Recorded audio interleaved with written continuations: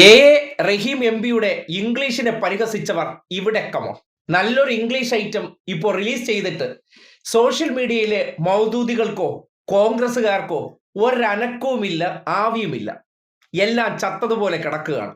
കർണാടകയിലെ യലഹങ്കിയിൽ ന്യൂനപക്ഷങ്ങളും പാവപ്പെട്ടവരും തിങ്ങിപ്പാർക്കുന്ന ചേരിയിലേക്ക് കോൺഗ്രസ് സർക്കാരിന്റെ ബുൾഡോസർ രാജ് അരങ്ങേറിയ സന്ദർഭത്തിൽ കുടിയൊഴിപ്പിക്കപ്പെട്ട അനവധി മനുഷ്യരുടെ വിലാപങ്ങൾ കേൾക്കാൻ, അവരെ സാന്ത്വനിപ്പിക്കാൻ, അവർക്ക് വേണ്ടി ശബ്ദമുയർത്താൻ എ റഹീം എം പി ഉൾപ്പെടുന്നവർ ആ പ്രദേശത്തെത്തി. അവരോട് സംവദിച്ചു, അവരുടെ കാര്യങ്ങൾ കേട്ടു, ആ വിഷയത്തിൽ ശക്തമായി പ്രതികരിച്ചു. അപ്പോഴാണ് കർണാടകയിലെ ഒരു മാധ്യമത്തിന്റെ ചോദ്യത്തിന് അദ്ദേഹം മറുപടി പറയുന്ന വേളയിൽ ചെറിയൊരു ഭാഗത്ത് ഒരു തപ്പ് പറ്റി, അല്ലെങ്കിൽ വിക്ക് സംഭവിച്ചു. കാര്യം, ഇംഗ്ലീഷ് പ്രാവീണ്യമുള്ള വ്യക്തി ആയിരുന്നില്ല, അദ്ദേഹം തുറന്ന് സമ്മതിക്കുകയും ചെയ്തു. പക്ഷേ അന്ന് എന്തോ ഒരു പരിഹാസമായിരുന്നു.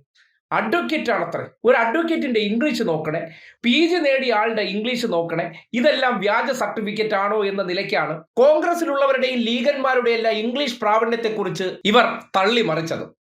ഏറ്റവും ഒടുവിൽ കണ്ണിന്റെ മുന്നിലേക്ക് വന്നിട്ടുണ്ട്. ഒരു മുഖ്യമന്ത്രി ഇതുവരെ കേരളത്തെ ഇങ്ങനെ അപമാനിച്ചിട്ടില്ല. എ റഹീം എം പിയുടെ ഇംഗ്ലീഷ് ഭയങ്കര മോശമാണെന്ന രീതിയിൽ ജമാഅത്ത് ഇസ്ലാമിയും ലീഗന്മാരും അവരുടെ പിന്നിൽ കോൺഗ്രസും സംഘികളെല്ലാം കൂടി ചേർന്ന് റഹീമിനെതിരെ വലിയ സൈബർ അറ്റാക്ക് നടത്തി. പക്ഷേ ഇന്നിപ്പോ അവരാരും കാണാത്ത ഇംഗ്ലീഷ് നിങ്ങളും കാണണം. നേരത്തെ ഒരു വീഡിയോ ചെയ്തിരുന്നു. എന്നിരുന്നാലും ഒരു വ്യക്തിയെ സംഘടിതമായി അധിക്ഷേപിക്കുകയും പരിഹസിക്കുകയും ചെയ്തവർ ഇപ്പോ ടൈംസ് ഓഫ് ഇന്ത്യയുടെ ഇന്നത്തെ ചോദ്യത്തിനും സതീശൻ ഇംഗ്ലീഷ് പറഞ്ഞു മെഴുകി വാരുന്ന കാഴ്ച ഒരു മുഖ്യമന്ത്രി എന്നുള്ള നിലയ്ക്ക് ഒരു നാടിന് തന്നെ വലിയ നാണക്കേടായി മാറി. അവതാരകൻ ചോദിച്ച ചോദ്യത്തിന് സതീശൻ കിടന്ന് ബബ്ബബ്ബ ഞഞ്ഞ ഹൂ അയാമേ ഹിന്ദു തുടങ്ങി മെഴുകനോട് മെഴുകൽ നടത്തിയ വീഡിയോ പുറത്തേക്ക് വരുമ്പോൾ അതിന് ന്യായീകരണ പ്രവാഹം വരുന്നുണ്ട്. എന്തായാലും ഒരിക്കൽ കൂടി നിങ്ങളത് കാണണം. എ റഹീമിന്റെ ഇംഗ്ലീഷ് ഇത്രയും മോശമായില്ല. ഹൈക്കോടതി അഭിഭാഷകൻ സർവവിജ്ഞാന കോശം, അറിവിന്റെ നിറകുടം എന്ന രീതിയിലാക്കി ആഘോഷിക്കുന്ന വ്യക്തിയുടെ യഥാർത്ഥ അവസ്ഥ എന്താണെന്ന് ഇന്ന് ഒറ്റ അഭിമുഖത്തോടെ തെളിഞ്ഞു. Are you saying that even those elements within the IUML or their supporters in the Jamaat, etc., if anyone, takes up campaigns along or raises issues on communal lines, you will strongly oppose that as Chief Minister? No, nobody. I am not a Muslim. I am a Hindu.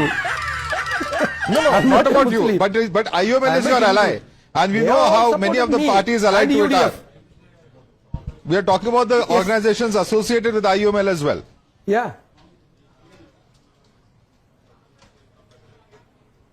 Who? No. You may have taken a strong stand during this election campaign, sir. നിങ്ങൾ തന്നെ പറയും, ഇത്രയും കാലം നിങ്ങൾ കേട്ടതെല്ലാം കാപട്യമായിരുന്നില്ലേ? കാണാതെ പഠിച്ച് ഇവരുടെ ക്യാമറകൾക്ക് മുന്നിൽ ചില ഡയലോഗുകൾ വെച്ച് കാച്ചിയതിനപ്പുറം റിയൽ സതീശൻ എന്താണ്? ഹൈക്കോടതി അഭിഭാഷകന് ഈ ഇംഗ്ലീഷ് മതി. ചോദ്യം എന്ത്, പറഞ്ഞ ഉത്തരം എന്താണെന്ന് നിങ്ങൾ കേട്ടല്ലോ. ആ ഉത്തരം കേട്ട് കഴിഞ്ഞപ്പോൾ ഹൈക്കോടതിയിലെ അഭിഭാഷകന്റെ ഒരു ഗതികേടിനെ കുറിച്ച് നിങ്ങൾക്ക് മനസ്സിലാകുന്നുണ്ടോ? ഈ വ്യക്തിയാണ് ബുദ്ധിയില്ലാത്ത ലീഗന്മാരെയും ജമാഅത്ത് ഇസ്ലാമിക്കാരെയും വിദഗ്ധമായി നാവുകൊണ്ട് മികച്ച രീതിയിൽ പറ്റിച്ച് ഒരു അധികാര കസേര നേടിയെടുത്തത്. എല്ലാ കാലത്തും എല്ലാ കാപട്യങ്ങളും നാക്കിന്റെ പച്ചയിൽ പിടിച്ചു നിൽക്കാൻ പറ്റില്ല. ചിലയിടങ്ങളിൽ അത് സ്വാഭാവികമായി പൊളിയും. അങ്ങനെ ടൈംസ് ഓഫ് ഇന്ത്യയുടെ മുന്നിൽ മുഖ്യമന്ത്രിയായി പ്രഖ്യാപിച്ചതിന് തൊട്ടടുത്ത ദിവസം തന്നെ, അതായത് ആദ്യ ദിനം തന്നെ ലോകത്തിന്റെ മുന്നിൽ ആ ബലൂൺ പൊട്ടിത്തകർന്ന കാഴ്ചയാണ് നിങ്ങൾ കണ്ടത്.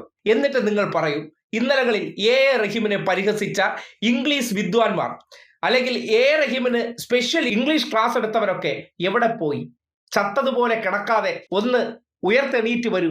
അന്ന് റഹീമിനെ പരിഹസിച്ച അതേ ഗ്രാവിറ്റിയിൽ സതീശന്റെ ഇംഗ്ലീഷിനെ കുറിച്ച് ഒരു ക്ലാസ് എടുത്തേ നോക്കട്ടെ.